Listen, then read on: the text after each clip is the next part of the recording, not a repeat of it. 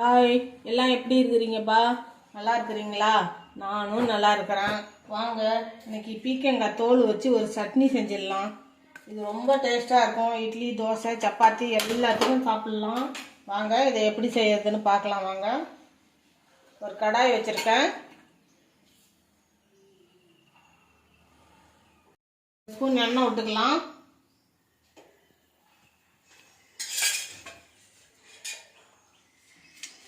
பீக்கங்காய் தோலை நல்லா சீவிட்டு நல்லா 2-3 தடவை கழுவி வச்சுருக்கேன். இதை இப்போ எண்ணெயில் போட்டு நல்லா வதக்கி எடுத்துக்கலாம்.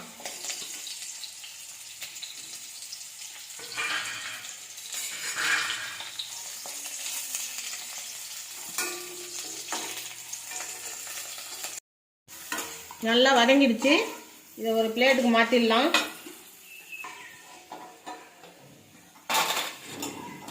அதே கடாயில் ஒரு ஸ்பூன் உளுத்தம்பருப்பு, ஒரு ஸ்பூன் கடலைப்பருப்பு போட்டுக்குவோம்.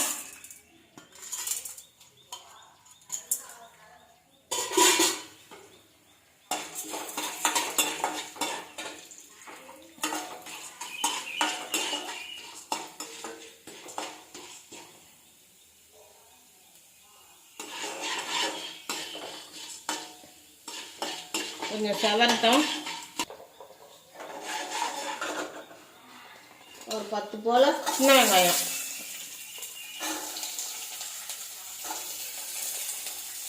ஒரு 3 பல்லு பூண்டு,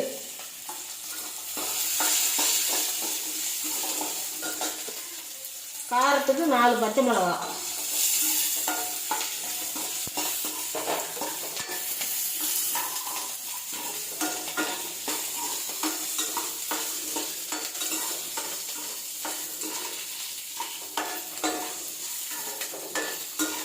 வெங்காயம் வதங்கிடுச்சு.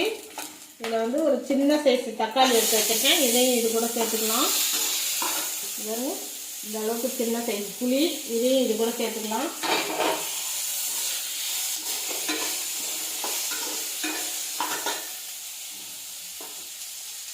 இந்த சட்னிக்கு தேவையான உப்பை போட்டுக்குவோம்.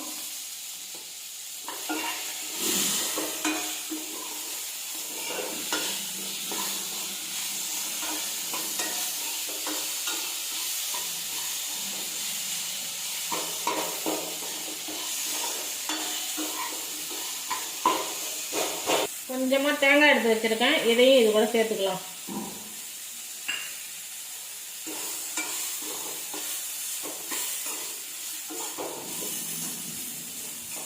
இந்த அளவுக்கு வதங்கினா போதும். இதை அப்படியே ஆற வச்சு அரைச்சிக்கிட்டு வந்துடுங்க. சட்னி அரைச்சிக்கிட்டு வந்துட்டேன். வாங்க தாளிச்சிடலாம். கொஞ்சமாக எண்ணெய் ஊற்றிக்குவோம். தாளிக்காமல் சாப்பிட்றாங்க. கடுகு உளுத்தம் பருப்பு போட்டுக்கலாம்.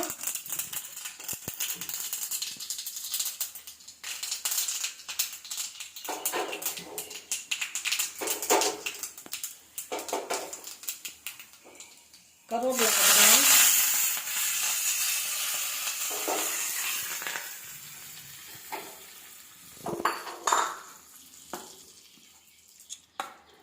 அவ்வளோதான். சூப்பராக இந்த சட்னி வந்து இட்லி, தோசை, சப்பாத்தி, பூரி எல்லாத்துக்குமே தொட்டுக்கலாம். நல்லாயிருக்கும், சூப்பராக இருக்கும்.